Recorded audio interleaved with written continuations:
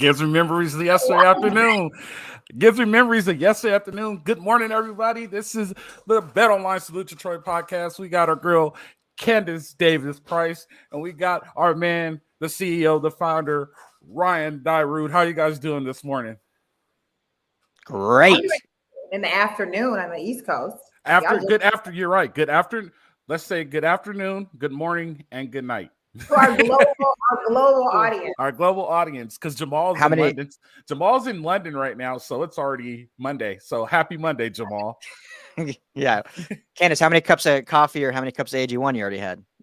Since you're already noon over there. Question. I've only needed 1 8-ounce of AG1 this morning. And it was probably 12 ounces, but my husband, he got about maybe 4 to 6 out of there before me. Oh, so you got your husband on AG1 too. There you go. That's great. Yeah. So Ryan, I'm gonna need a new supply because the nose tackle in my house is like, oh, that looks good. And then slowly the travel pack started disappearing, and the pouch in the back and the refrigerator is getting lower. So yeah, BP's rolling through it. That's good. I got you. So we had the privilege and the opportunity to be in the end zone yesterday to watch the game. And I will say this: if you looked on LA, I'm gonna say this right now. I'm gonna get out the way right now. If you looked on LAFB Twitter yesterday, me and Ryan did a halftime report, and I pretty much trashed the defense. And the problem was after looking nice at about it. Yeah, but the problem was after looking at this is the best way to put it. It's not rap pretty, but the package still works, right? So when I looked at the stats, their third down conversion rate, San Jose third down conversion rate was 38.5%. That's perfect. They went 5 for 13. That you can't complain, right? SC 62%. On offense, they need to get way better. Can you please turn all your phones off? Thank you. their offense could get better, right? And that's me being picky. They were 69% on offense on third down percentage. Championship teams need to get really, really good teams are in 80%, right? They convert every time. Like I said, the picture of their defense did not look good, but when you look at the stats, it was a better, right? They gave up 7 in the third, 7 in the fourth. They gave up 14 points in the second quarter. It was the final score 28-56. I'm good with it because when you think about it, and I'm just getting this out the way right now because just in case it comes back, when you think about it, if Lincoln Riley is always set to score 40 plus, so if you keep the team that you're playing to 28 points, then 4 stops. That's 4 stops. Somebody told me last year, SC has to have 4 crucial stops, and where those 4 stops happens always is on a matter, and that's how they win the game. And that person was Ryan Dyrud. And that was one of the most important things. And that's once we got later in the season last year, we actually were looking for those 4 stops. And I can remember us telling Tex, like, this is one of those stops that we need, right? So as long as you score 40 to 50 points a game, then 28 points isn't that bad. It just doesn't look good. And I think that we're spoiled. And we're used to seeing very, very elite defenses, that doesn't really give up big plays. And they gave up a lot of big plays. They drove the ball down on their first drive. Not their first drive, maybe their second drive. It just didn't really look good to the fans. But numbers-wise, it wasn't that bad. They gave up a lot of rushing yards, so they almost gave up 200 rushing, and that could get you in trouble down the line if you want to win a national championship and compete as a national contender. But I think that's some stuff that they can fix up. I still have an issue schematically with the edge of their defense. They do not have an edge on their defense, and that really, really bothers me, like scratches at my skin. So that's neither here nor there. Let's roll over to Ryan because Ryan was there, and I'm pretty sure Candice watched the game, but Ryan was there. We'll get your opinion, then we roll to Candice. Ryan, what do you think about yesterday? Yeah, I mean, you hit all the key points. I think, it's week 0, week 1, whatever you want to call it, and there's going to be some growing pains. Week 0. It took me a while to get used to that. Yeah, I know. It's funny how they do that since only a handful of teams play. But, I think we knew there was going to be growing pains on defense when you have, 8 new starters, essentially. Correct. And so, schematically or not, there was going to be some stuff they're going to have to work through. I thought overall, the product was better. They gave up some big plays. I think you look at, that touchdown, that incredible touchdown catch on the right corner of the end zone. right before the half. That was, that was just a perfectly thrown ball, perfect catch. You can't even defend that better. They could have done better on the previous play to not let them get down there. But aside from that, Al, I feel like the biggest issue was containing the quarterback, and whether that's setting the edge, like you said, or not being gap sound in the middle. But Cordero, super talented guy. He's been there a while at San Jose State. They run a fun offense. I saw you guys did some film breakdown, but half their big plays were him just, breaking loose on third and longs or situations where he was able to escape the pocket and run it with his own legs. So I thought they contained running backs pretty good in the run game. It was more the quarterback getting outside that got them to that 198 rushing total. They had, ironically enough, 198 rushing, 198 passing, exactly the same amount on each side. So, we'll get in the offense in a minute, but I thought defense, it wasn't, everyone was expecting this to be like a shutout game and, the dominant days of the old, 04, 05, see like a Lofa Tatupu type performance out there as a backer or whatnot. We're not there yet, but I personally saw some improvement. There's still a long way to go though. Yeah. So I don't think we'll ever be there though. I don't think we'll ever be there again, but no. I defense won't ever be there again, period. Right. It's just a different game. I don't think we'll ever be there. I think I'll say this. When I played, is if you give up 21 points, you'll lose. I think now it's if you give up 35, you lose. There's so much that's changed. You know what I mean? So because it's the way the offenses are and how much points they put up. Where are you going to go ahead, Candice? Yeah, so I got to jump into the offense. I'm sorry. You guys, the defense, the analyzing, the stats, I'm a speed girl. Zechariah Branch. Quincy Watts, the head coach at USC, please go down there and get with that football coach about getting him to whatever level of track practice he can come in the spring. He was impressive. He was explosive. And when we say it doesn't get back to those old days, there was a little remnants of that excitement and that explosion that I remember. The defense made it look easy, right? When you had the Sean Codys and the Frosty Ruckers and Cedric Ellis, it made it look easy. I don't break down defenses like you. That's not where my expertise lies. So I'll leave that with you. But I enjoyed watching even Caleb Williams when he most impressive, the level of composure he had, right? With the little fumble with the ball. I'm like, that's a championship quarterback. Championship. So I enjoyed the offense. The defense, it was a bit disappointing, but I'll just be honest with you. Like, I was a college athlete. You don't come out looking for perfection. I know fans, what they want to see. I know fans are critical of coaches. I know fans are critical, but like, you're knocking the rust off. Guys have been in camp. The legs are flat. You're not supposed to be fresh right now. So I'll let you guys break that defense down and get all the likes or dislikes for it. But Zechariah Branch, sprinting all day. He's on my 4x1. Candice, let me ask you this, since you're the track star. What's a really good 100-meter time? Like at the collegiate? Boys collegiately, they're running 10. The guys are running like 990 now, 10 flat. I'm about to say 10 flat. Okay. They're in the 9s now in college. So he was asked in the press conference afterwards what his 40 and 100 time was. He said his 40 he ran somewhat recently. He ran a 4.38. That's impressive.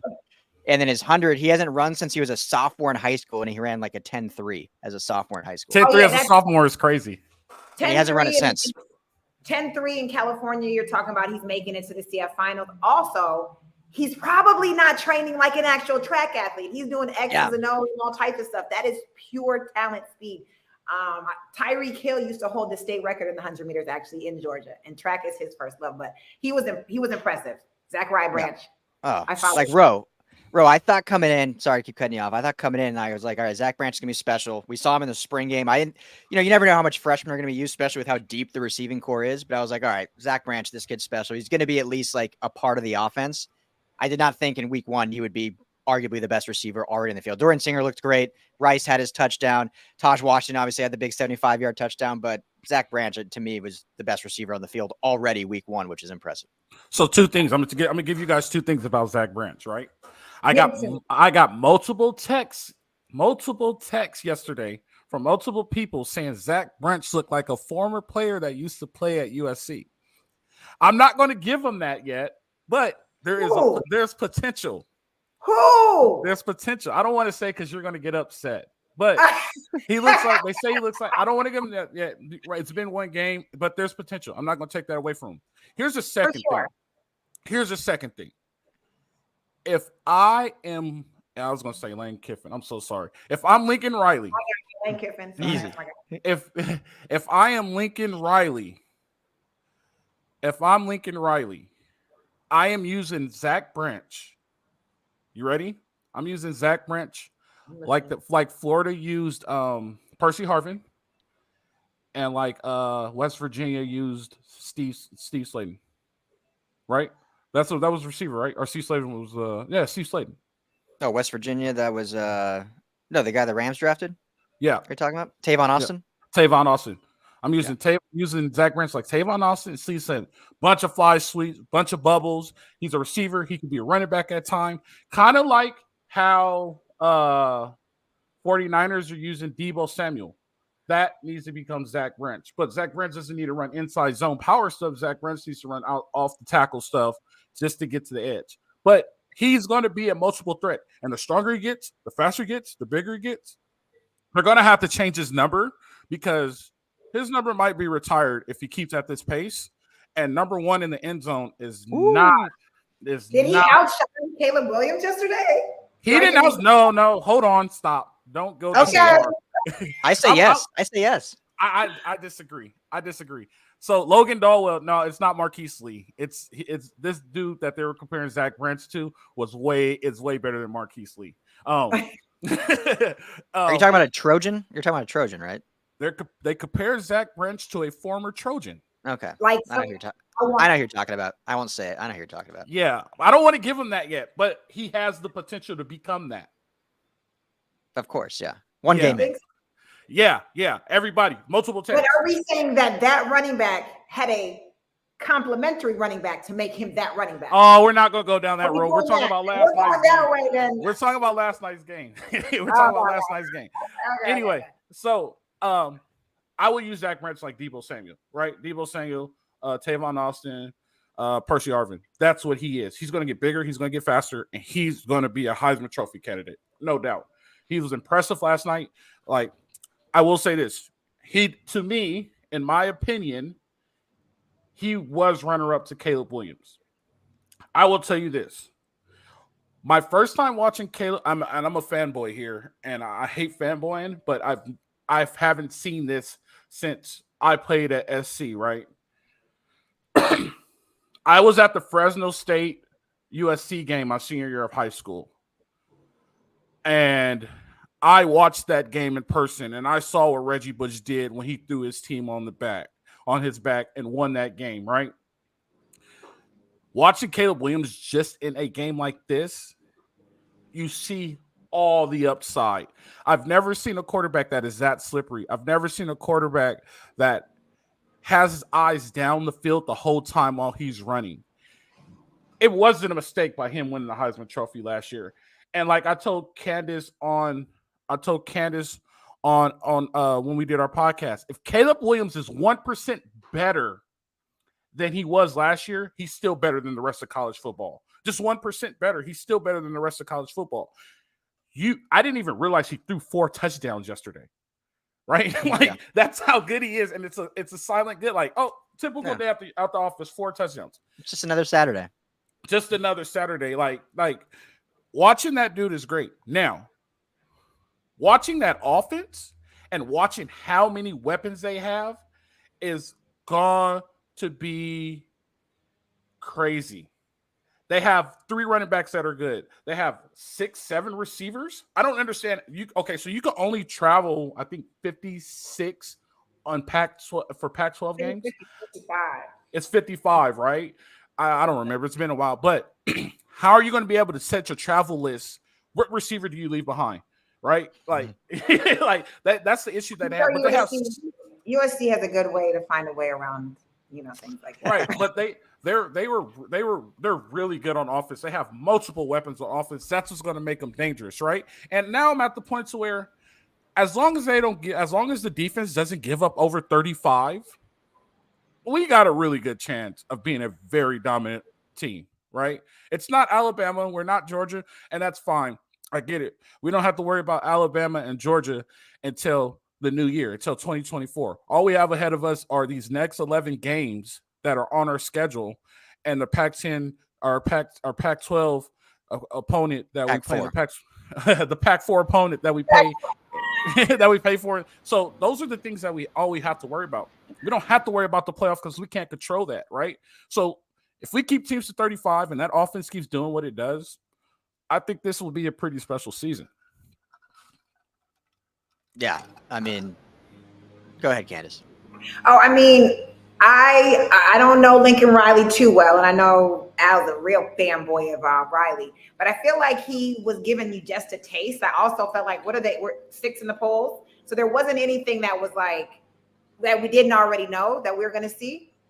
I thought maybe we'd see more of Caleb, but I also feel like the leader that he is, he wanted to show those weapons and wanted to give them an opportunity to shine.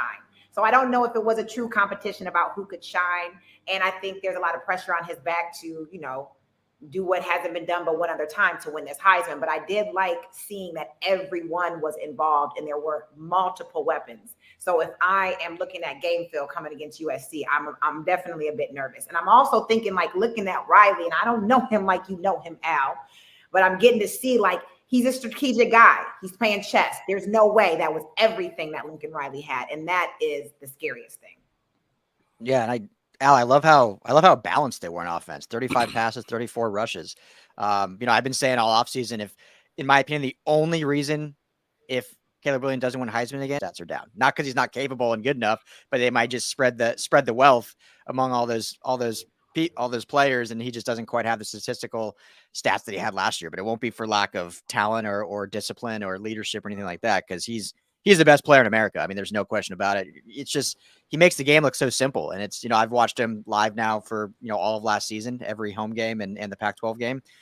But seeing what was cool about this game Saturday, Ali, yesterday was, we were down field level. So you kind of see a different level. And it just, and granted, this is San Jose State. We're not talking about Utah. We're not talking about Oregon. We're not talking about Washington. So we're taking it with a grain of salt, but never was there like a fear that he couldn't get out of any situation. Like, I think they took that one sack, which ended up leading to that punt, which led to their scoring before the half. So that was unfortunate. But outside of that, it's like, he's going to escape the pocket. He's going to, make a play happen. He's going to extend the play further, either with his legs or with his arms. So, I mean, it's just, it's an honor to watch him, honestly. Yeah. And just to put the icing on the cake, and my brother disagrees with this, he fumbles the ball, all of a sudden picks the ball up, knows to look downfield, and throws a 92-yard touchdown. 92 yards? 92-yard touchdown. Throws a 92-yard touchdown. 75 yards. 75 yards. It was 70. Oh, the drive was 92 yards. The drive was 92, yes. The drive. Okay, so it's 75. Not taking anything away. But. Yeah. Hold on. I want to address something here. Y'all want to see me work? So my man right here said, I hate the way that Cam Life. I hate the way that Grinch crashes down, which sometimes takes out a 3 technique. If our quarters bail, we have no containment. The linebackers don't get there in time. All right, so Cam, let me explain something to you. Let me explain what Alex Grinch does. Alex Grinch uses the linebackers as what's called secondary contain. So if you ever watch them, you always see the linebackers chasing the quarterback because all they are hook curl players and use secondary contain. I agree with you. I don't like this method, but the containment is not on the corners because they play kind of like a cover 3. So the corners are gone because they're on top of the routes the whole time. So the containment is the secondary contain with the backers. If it was me, I will set the edge with the defensive ends, get to the upfield shoulder of the quarterback so your upfield shoulder is out so they could go back in. So that's why it is the way it is. It's not – a lot of teams do it. It's just the secondary contain doesn't always work because sometimes you are in coverage. So that is how it works. That's why. And also he said, hold on. I'm sorry. He said, newsflash, USC looks skinny out there after the D-line. You should go look at Bear Alexander. That man's a monster. Well, after the D-line, he said. After the D-line. So everyone on the back end looks skinny out there. Oh, I'm sorry. Well, it is what it is. That's how football Bear's is. A bear. Now. Yeah, that's you're saying that's the Bear Alexander. Defensively, though, Mason Cobb is good. I don't care what people say. Mason Cobb is really good. And Mason Cobb is 53.5. Like, let him get settled in his defense. We're going to hear a lot of Mason Cobb. And that youngster, number 25, he's not bad either. He looks like a rookie. He is a rookie. That's fine. But starting him was a great idea. I was really impressed with Mason Cobb. And what's his name? Trask, right? I was impressed. Tackett Curtis. I was impressed with him. Yeah. He's not bad. And so they put him in a bad situation with the secondary contain. He's not fast enough for most quarterbacks now. If this was old school football where he had secondary contain, where he's got to chase a Peyton Manning type or a Tom Brady type, he'll be a killer. But these quarterbacks can run now, and linebackers can't really catch quarterbacks now. So they need to start setting the edge and make them go up the middle. But that's neither here nor there. So I hear you breaking down, you have a elite level breakdown of defense. Are there any concerns though that this doesn't pan out how it should? Because I hear you saying like you can see it from a coach's perspective, you see it from an athlete's perspective, and you're able to defend it as a podcast host. But I was concerned as a fan, not even as an athlete or someone that broke it down. Like that just looked like there was so much exposure that I'm like, if I'm watching game film on USC, I know exactly what to do. And let's just keep it real. San Jose State wasn't some poo-butt team. And like you mentioned the other day when we did our show, there's a lot of guys, I bet you, on that roster that would have killed and died to be on a USC roster. And with that transfer portal and people like Zechariah Branch, they didn't make the cut. So they weren't shabby. That's a good point right there. They had a top 15 defense. Well, they didn't look top 15 last night. They gave up 501 yards with 56 points. That's why USC's so good. Right. So, all right. So, like I said when I first started this, it's a great question, Candice, by the way. That is a great question. So, so here's how I'm gonna put it to you. Let's say your husband gave you a gift and he wrapped it in a grocery bag, in a brown paper grocery bag, right? And you're like what is and you're like, what is this? What is this? You open it up and it's a 13-karat ring. And you're like, oh, wow. Like, okay. Like, you know what I mean? Real diamonds, white gold, everything. $45,000 gift. But he gave it to you in a brown paper bag, and you're like, ugh. So I mean, but my husband is from Crenshaw, so like that's not too far off of it. But I get where we're going. You should also have your husband tell you cannot be from Crenshaw. You're from LA. I know, he reminds me all the time, and I tell him I'm from Ann Arbor, the suburb. So when I see Crenshaw, Spencer James in South Crenshaw, it's a real thing. He's like, stop. Yes. So the package that SC defense delivered last night was wrapped in a brown paper bag. When we opened it up, it was a 1-carat ring. Like I said, after looking at the numbers, I mean, they do need to fix their rushing, but most of the rushing was quarterback scramble. And that's a scheme thing, right? Stop using the linebackers as secondary contain. Use your defense in and make the quarterback step up, right? Even if you were to talk to your husband, say, is it better to use secondary contain with the linebackers, or is it better to make the quarterback step up? If you make the quarterback step up, the linebackers are already there. Use secondary contain. The problem is sometimes you have to catch, carry, and deliver. So if there's a route that comes across, you have to carry that route to the next backer. And then all of a sudden you see the quarterback contain. I might be off by 2 yards. I have to go and go back and contain the quarterback. Most times by that time, he's already got 3 yards. So secondary contain is a safe play from keeping the quarterback from running down the field 1,000 yards. I don't like that, right? I'm all about getting sacks. So make the quarterback step up. My theory as a defensive coordinator is I want to put your offense in second and long. I want to put you in as many passing situations as possible because low-key, any down and long situations, those are low percentage pass plays. Most of the time it's on second and long. Once you're in second and long, you're going to try to get some yards back. If you're in third and long, you're chucking it. Right? You're not even going to try to get the first down. You're chucking it. That's a low percentage play. I want to create as many low percentage plays as possible. Alex Grinch just wants to keep them from scoring a whole bunch of points. You know what I mean? And I think that's what the philosophy is, because Lincoln wasn't really upset yesterday. Like, we were there. He wasn't really upset. And this is me assuming. I could only assume, right? He didn't seem like he was upset. So it was more like, hey, like, what happened? Nothing, blah, blah, blah. I think, but like you've seen upset head coaches at coordinators. So I think that just contain it. The defense is taught to contain it, and I could get it. Go ahead, Ryan. No, I'll just add on that. In the presser, he definitely, I wouldn't say upset, but definitely was not satisfied. Like, you could tell he was like, not disappointed is not the right word, but basically was like, we got a long way to go. So I think he definitely saw all three facets, getting up that onside kick late in the game on special teams and then the defense. I think there was some good thing. Basically, the theme of the press conference was inconsistency. Like, it was like, we did some good things. We just didn't consistently put together. Defense had some really nice drives, some 3-and-outs. and they gave some really bad ones. Offense had some poor. So I think he definitely seemed reserved, if you will, or was happy with basically he kept saying we're happy we want to know, but we got a lot of work to do.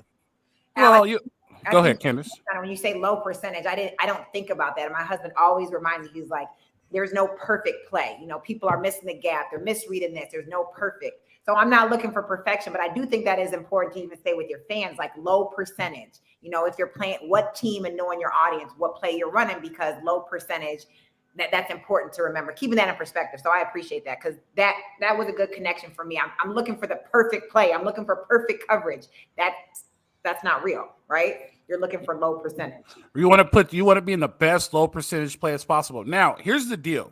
And this is what a lot of people don't understand.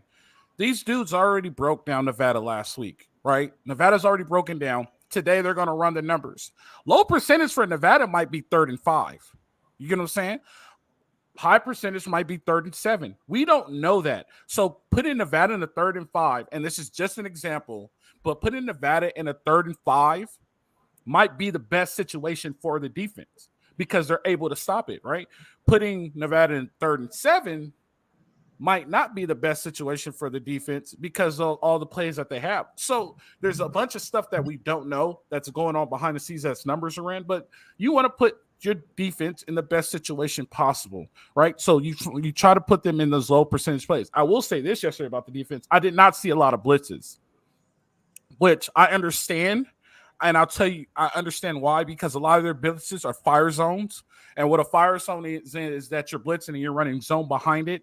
And that is so complex. And just on the base level, running a fire zone is, who am I replacing? Oh, the flat guy is leaving. So do I replace the flats, or is there somebody else who replaces the flats? There's a lot of complexity to fire zone defenses. And I just don't think they're there yet. We will eventually see it, I'm sure. But I just think, there's a lot of complexity to it. But I'm not too worried about that because they kind of got lucky and they got a preseason, right? They kind of get an NFL preseason. They get Nevada, they get Stanford, which is the last weekender at USC, unfortunately.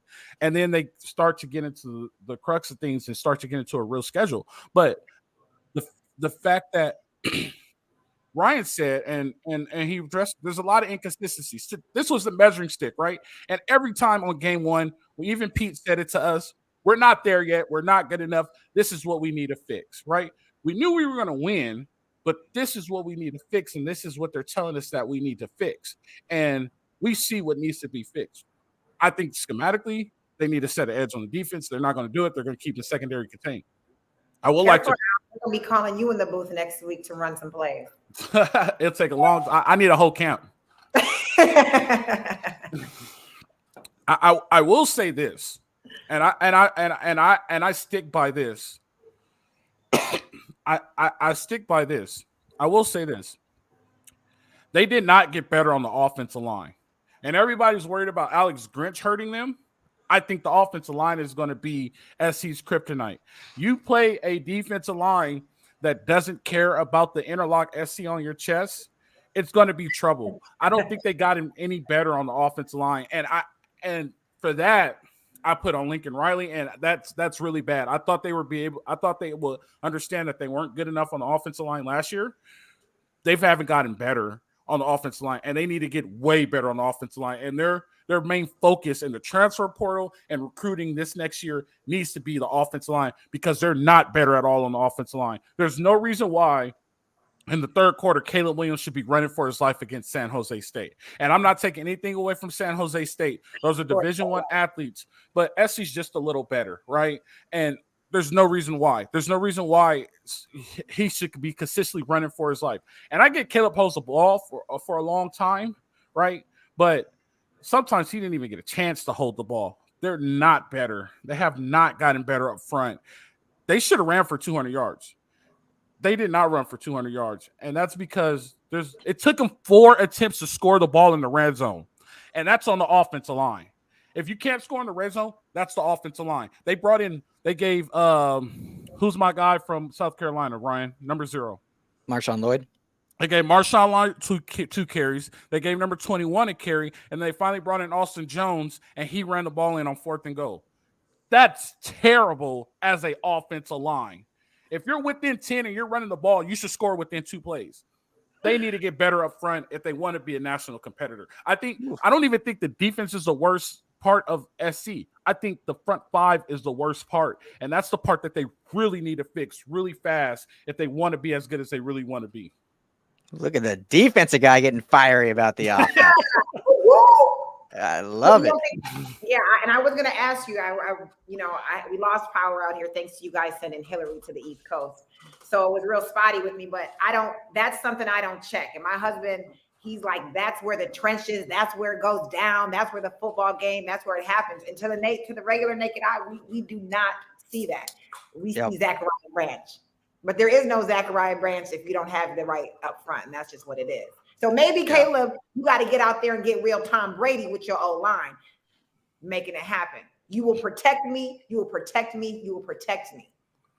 Yeah. What I'll add, I agree with everything you said, Alfred. I think, like the defense, I think the offensive line is a work in progress too. They were running a rotation, which is kind of rare in offensive line, like rotating eight guys the whole game. And so you sometimes don't get that true consistency having the same five.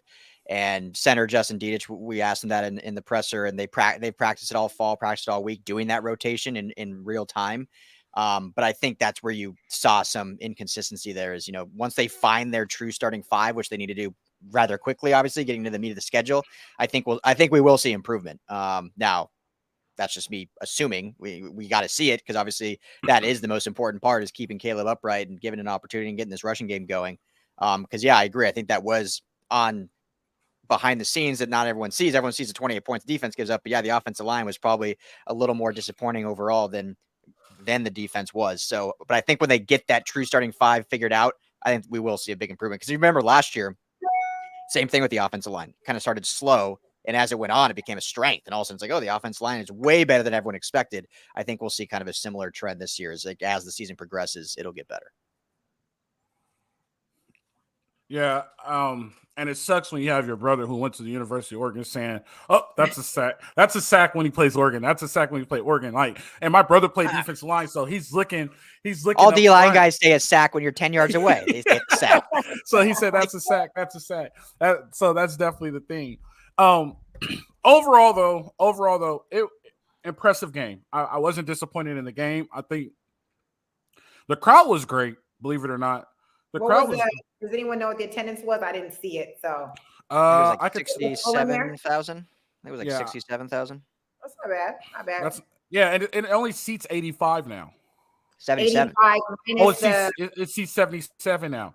So for them to have 60, they removed Reggie Bush's thing from that give them more seats, or that's a whole other conversation. Less seats because it used to sit 100. So I thought it was like 95. Okay, so that's not bad. That's not bad. The main change was just on where the press box is. They added a bunch of suites, so it's less just seats, like suites up there. So the most of it is still the same. The peristyle is the same. The student section all wrap around. It's just the side with the press box is less because it's only like one level now.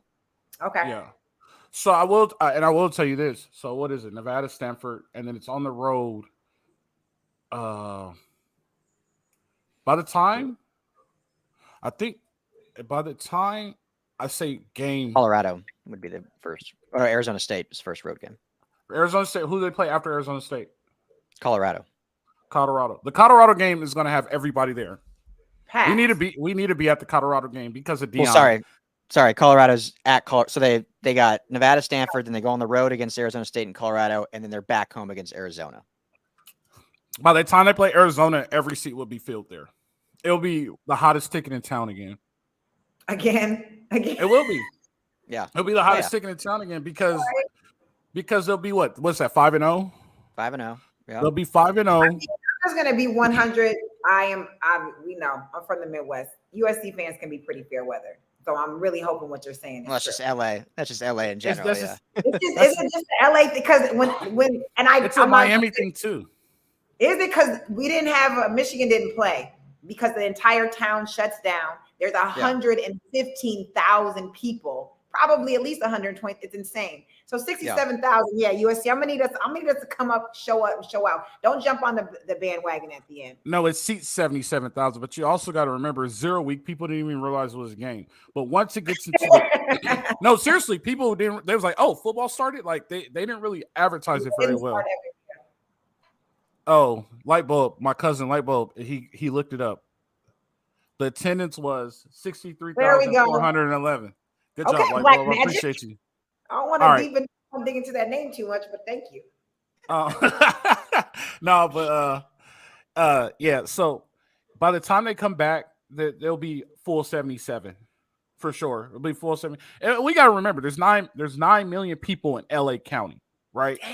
There's 9 million people in LA County. So even if the Rams, just put it like this: if the Rams, Dodgers, Lakers, because those are the only teams that matter, and SC play all on the same day, there'll still be an influx of people doing other things. You know what I mean? Oh yeah, the 110, the 405 will let you know that real quick. Yeah, there's still be an influx and a bunch of things. So that's I mean, at the end of the day, that's all that matters. So it got loud. That's what I wanted to mention too. Candice, it got loud. At one point, we needed a big third down stop, and it got loud. Like I was like, okay, like this is the Coliseum I know. The issue that I have is the bell on third down is not loud. You remember when it's third down and they rang the bell? The bell's not loud. They just do it for a little bit and that's it. The bell's not loud. The bell I don't know how we have to fix that. Like, do we need to get a campaign going? We need to talk to Jen because that bell and people. Yeah, Candice, talk to your best friend Jen and get that going. Yeah, talk to Jen. That bell. I got time today. I'm looking for a reason to get with her. And you're right. It is spoiling. The last time I was in the Coliseum, so I covered Michigan football last year. So it's been almost a year since I've been to the Coli. And it was a little bit cricketish. I rarely got out my steam too much. And your boy, the wide receiver, Langdon. Drake London. For his ACL in the end zone, and that's the last game I've been to in the Coli. I'm like, I ain't been here all season. It's the last. You're at that game. Maybe don't come back. I was like, oh man. So it's been a while since I've been there, and yes, the big house has been a bit spoiling. They get loud for. I think they got Coastal Carolina coming up, and I'm sure it'll be packed. Well, just remember, because I agree. I mean, I've lived in LA now since 2008, and I'm from Denver, Colorado. Like, I know how football is everything in Denver. Sports are everything in Denver. LA has the stigma, like everyone knows about. I didn't get into it. But also remember, outside of that 17 Rose Bowl, SC's been like a dumpster fire for a decade. Michigan's been like relevant for 20 years. They've been in contention every single year. So I think when SC gets back to this prominence that we've seen now starting last year, it's just going to build and it'll be back like the Pete days. And it's just going to be full every single week. Because when SC is good, I truly believe when SC is good, they can compete with the Lakers and Dodgers as like their town. Hands down. LA being their town. Hands down. I've been in that situation before to where we were the pro team and we got a lot of things that we should have not gotten because we played for SC. They were and now you're allowed to. Yeah, so it is what it is. But the bell needs to come back. Like Ryan, so you first came here in 2008. Did you go to a game in 2008? Not in 2008. I can't remember my first game. I went to Long Beach State, but we would go to SC and that other school games because we didn't have a football team. So right, sometime in that 2008 to 13. Right. So I don't know after Pete left, but I know the bell was a big deal. And absolutely. When the bell rang on third down, the fans got going. See, he wants the bell back. Even little Bo Rowe wants the bell back. We need the bell back. So I don't know how we could bring the bell back. No, I definitely, there were some electrifying moments from the game, and I see what you're saying. Like, not unfortunately, but that Trojan War era is imprinted on my mind. But this new era, they only know stuff based off of YouTube and ESPN 30 for 30. So this era right here could be an opportunity to like kind of resurrect just a bit. It won't be the same, and I don't think it needs to be the same. It needs to be, you're hearing me say this live. It needs to be Lincoln eras. It needs to be his era.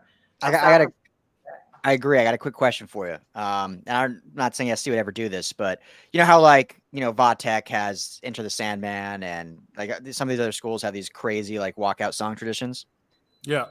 Like how cool would it be when the Trojans are coming out of it, because they play that like kind of cool video and then they run out of the tunnel. But how cool would it be if they do like a true like play it for a full like minute or two LA song, like To Live and Die in LA, California 11, one of those songs, get the crowd going, and then they run out. Like I think that would be so hype if they do that. So when I was there, it was the Eminem song, the dun, dun, dun, dun, Detroit, that was Yeah. like. But they need to do an LA song. Yeah. Even if it's like Guns N' Roses.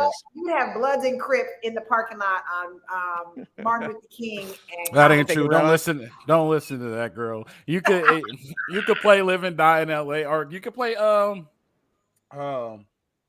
California Knows How to Party. But what's the name of that song? California Love, Dr. Dre. California Love. Yeah, California. People lose their mind. You would, I agree. It's just here's the problem, Ryan. The problem is that all the traditional boosters there's still some traditional boosters there. Oh yeah. We just got to black socks. We just got to black socks. When I was there, we had to wear white socks. Dwayne Jarrett wore black socks, and he had to go see Mike Garrett. Like we just got to black socks. So it's too soon for live or die in LA. It's a little too soon for Live and Die in LA. Like we just got the Coliseum renovated. Like you know what I mean? Like baby steps. Let's just take baby steps. As they say in the great movie Anchorman, the times they are a changing. So it's I like that. We might even get lucky and get an alternate uniform one day.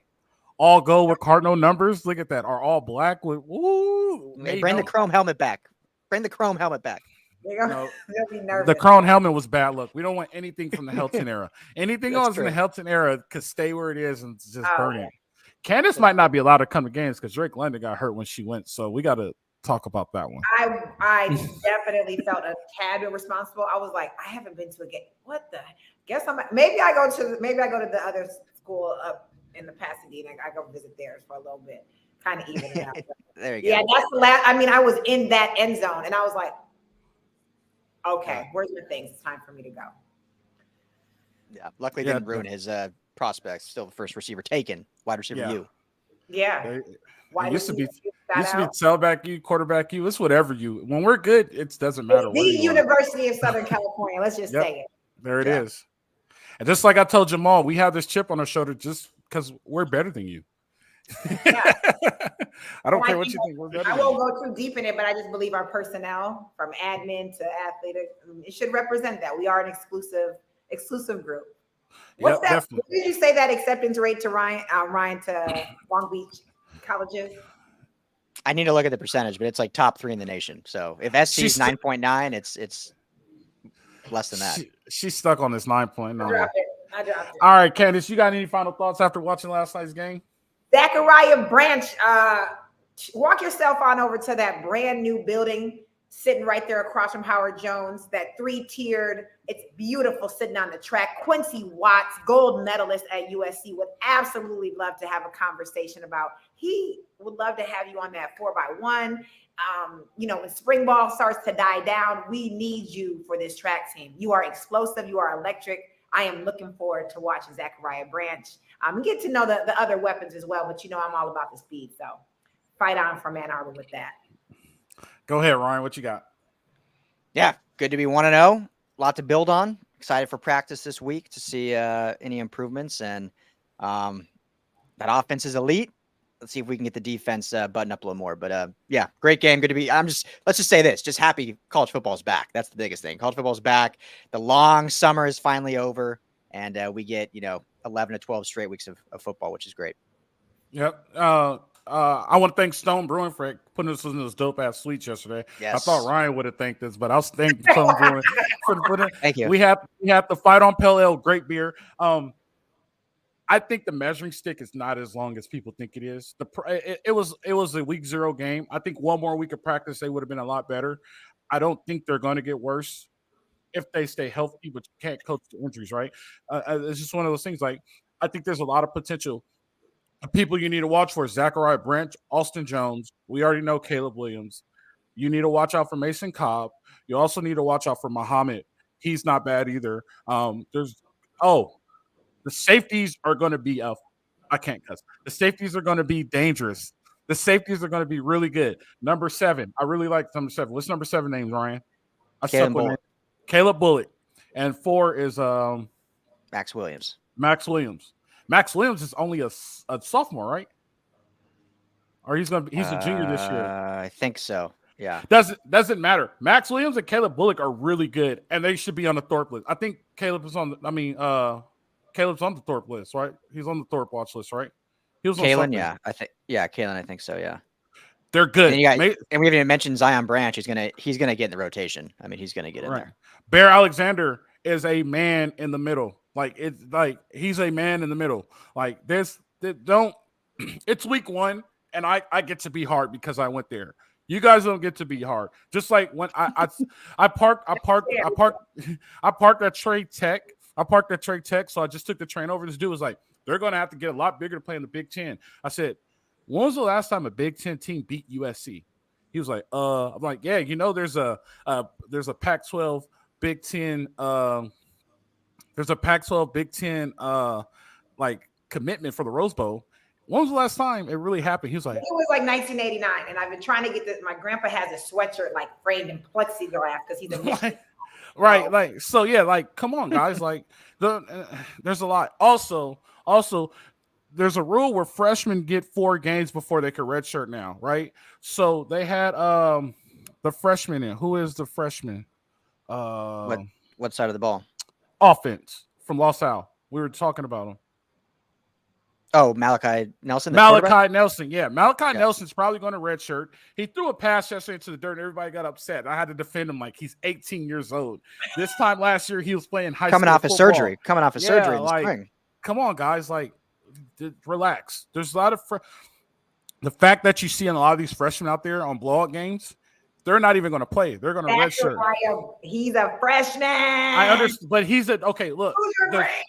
Okay, put it like this. The third and fourth quarter freshmen are different from the second half freshmen are different from the first half freshmen, right? Absolutely. The second half freshmen were still pretty good. They only gave up 1 touchdown. There was a bunch of scrubs in on defense. That's what people don't understand. And Ryan pointed out to me, I was like, damn, they gave up another. He was like, there's a bunch of subs in. And then when you looked at the numbers, I'm like, freshman, sophomore, redshirt freshman. SC is really, really good, and they're going to be really good for them. Yeah, they have all 85 guys on scholarship. They are going to be really good for a really long time. Just give it some time. People forget. This is also what people forget. 2 years ago, SC won 4 games. Last year, SC won 12 games. Facts. Right? They are way ahead of schedule. This is supposed to be the first competitive year. They weren't supposed to be that competitive last year. This is supposed to be the first competitive year. They're way ahead of schedule. We're talking national championship or bust. I don't think that we are even there yet. Unfortunately, we're going to lose Caleb Williams, but guess what? We got somebody named Miller Moss that's just as good and can run faster than Caleb Williams, believe it or not. So we're not too much worried about Caleb going to be the first overall pick because we got number 7. I wouldn't say just as good, but yes, talented still. Miller Moss is going to be good. He's not. He's no slouch. Yeah, he's not going to be. Put it like this: it's going to be a different style from Caleb Williams. That's the thing. So it's not going to be just like Caleb Williams. Miller Moss is going to be more of a pocket presence, and when he scrambles, he's going to get big scrambles that could lead to touchdowns. Yeah, it'll be like going from Matt Leinart to John David Booty. A lot of talent, but just not the same level. No, it'll be like going from Carson to Matt. It'll be like going from Carson and Matt. Don't do that to Miller. Miller Moss is going to be good. John David Booty was great. John David Booty's like the most underrated SC quarterback of all time. It's going from all right. Well, I'm saying that it's going from Carson. It's going from Carson to Matt. Can we do that at least? I mean, that'd be great if that's the case. I haven't seen say that. I mean, I haven't seen we've seen 50 total passes, so I don't know if I can say that, but it'll be all right. But like I said, we're ahead of schedule, so we'll be okay. We're good, definitely. So no panic. It might be they might give up 28 points next week against Nevada, but it's okay. Let's look at the numbers. I'm not going to judge the defense next week until I look at the numbers. I will keep that promise to you. So Well, you definitely. look at the numbers, and I'm going to look at the fans' eye because you broke Okay. it down. I'm a little concerned. I'm like, wait, what? Huh? You don't got to be a numbers elite defensive back, secondary coach to be like, that didn't, something's missing. So I'll be the perspective, you break it down. Okay. Ryan will fact check your stats because he's got that down. Got that. Wait until we do a podcast with Jamal and Jamal starts rolling out stats. You're like, God dang, Jamal. You like, hold on, let me check this. This Logan Dolo does not like Bear. He could. I will volunteer you to go block him, Logan, since you don't like Bear so much, because Bear is a very good one technique. I watched it with my own eyes. That's what a one technique is. It's not about sacks at one technique. It's about getting the quarterback to scramble.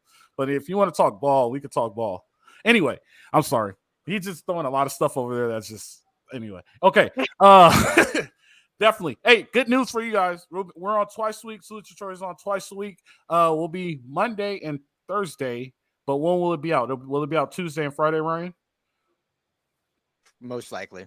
Most likely. So we'll be out Tuesday. We'll be out Tuesday and Friday. But you get to catch your girl Candice. Now Ryan Dyru's on the podcast every now and then. We'll get Jamal. You guys will love the Madman. But it's been great. I enjoyed it. Hey, just the season has started. We're just getting rolling. Candice, don't worry. We're okay. You got a lot of concern on your face. Don't worry, Candice. We'll be okay. So Ryan, I don't know if you know, I'm helping coach out the number 25 team in the country, number 1 in Michigan, back-to-back state champions. They say that we have the best quarterback. His name is Bryce Underwood. He's got a nice offensive lineman who's about 6'5", definitely tipping over 330, big boy. His name is Mo. I'm gonna send you his stats. He could definitely protect our quarterback. Yeah, I just came to Ryan, so it came to mind. Get Coach Riley on speed dial. Get Coach Riley on speed dial. Riley's been out here once or twice to check out Bryce, and I told Al the other day, Penn State dropped the helicopter on the football field. So Riley is definitely a fan of Bryce, and maybe we can make him a fan of Mo to protect our future quarterback. Well, I like that. Well, you know what they say in the Field of Dreams: if you build it, they will come.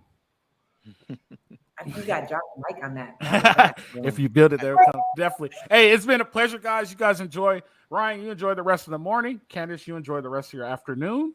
I like you guys.